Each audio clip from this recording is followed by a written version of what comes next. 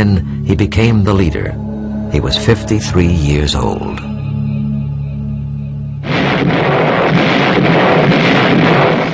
After the U.S. entered the war against Japan, Ho believed that getting American help was essential to Vietnam's future independence. When an American pilot was shot down in North Vietnam, he was brought all the way back to his base in China by Ho. And you got to try to imagine this guy. He's wearing sandals and shorts. He's got this wispy beard, and he looks like, you know, he weighs about 85 pounds, and he looks like he'd be blown over with a feather. Ho offered his services to the commanding officer, General Claire Chennault of the legendary Flying Tigers. Chennault declined the offer, but the Office of Strategic Service, or OSS, America's wartime intelligence service, was interested.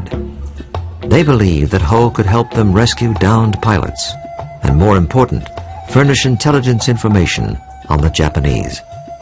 Ho was accompanied back to his base by an OSS officer, giving credence to his claim that the U.S. was his ally. When the OSS began supplying radios, weapons, and training, it helped establish Ho's Viet Minh as the preeminent Vietnamese nationalist organization. But once again, Ho's life was in jeopardy.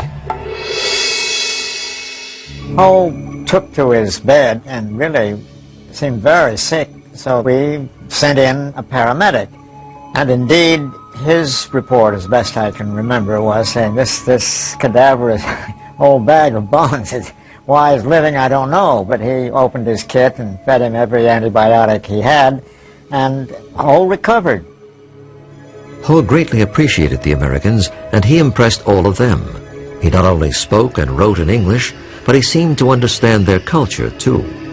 He had also acquired a very American habit. He liked to smoke American cigarettes, Philip Morris in particular. But he always carried in his front pocket Vietnamese packets of Vietnamese cigarettes. And then those are the ones that he would offer to the guests. In August of 1945, 2 atomic bombs brought the war to a rapid conclusion. When Japan surrendered, there was really no one in control of Vietnam. Ho moved quickly into the gap. With General Vo Nguyen Giap leading his guerrilla forces, they took control of the north. That must have been an electrifying experience for the masses, and they must have felt that this was the moment. On September 2nd, 1945, nearly 500,000 people attended a huge rally in Hanoi. Ho gave an independence speech that began with the words, "We hold these truths to be self-evident, that all men are created equal, that they are endowed by their Creator with certain inalienable rights, and that among these are life, liberty, and the pursuit of happiness." He quoted directly from Declaration of Independence, and maybe what he was doing was flattering United States so that they could be on his side. He was disarming his opponents by saying that he was not going for Marxist revolution, he was only going for plain, simple independence for his country. He'd admit to being a communist. He said, you know, my purpose is to free up Indochina. I'm not doing anything different than you did in 1776. You managed to deal with it pretty well, and that's all I'm trying to do now. Do you have any problem with that? Ho had no illusions about the tenuous nature of Vietnamese independence. In perfect English, he wrote a letter to his OSS contacts stating, "The war is won, but we small and subject countries have no share, or very, very small share, in the victory of freedom and democracy. Probably, if we want to get a sufficient share, we have still to fight." Ho went to Paris in 1946 in hopes of working out a compromise where Vietnam could become autonomous within the French Commonwealth. I think Ho Chi Minh was trying to postpone the inevitability of armed conflict with France, because I think he was under no illusion that the French would give up without a fight. Ho's mission to Paris failed.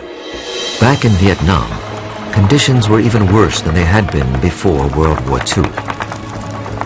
The French army returned and brutalized the country. As many as 2 million Vietnamese starved to death during a famine, while rice was exported to France.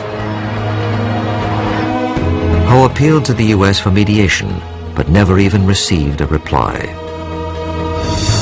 The emerging Cold War between the Soviet Union and America made France's participation in the defense of Western Europe critical to the U.S. The French agreed to cooperate with the Americans, but the U.S. had to keep out of France's colonial affairs.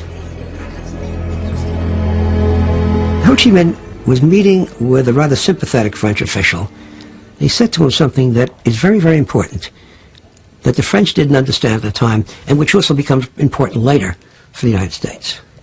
He says, if we go to war, we're going to lose 10 men for every one that you lose.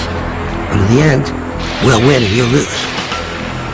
By the end of 1946, Ho, General Yap, and the Viet Minh were back in the jungle fighting a guerrilla war against the French.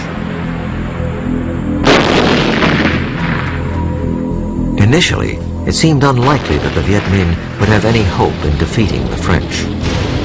But by 1954, the French were desperate to end the bloody guerrilla war that seemed to have no end in sight. The French decided to spring a trap for the Viet Minh at a place called Dien Bien Phu. They believed that the ensuing battle would end the Indochina War. It did end the war, but in a way they could never have imagined.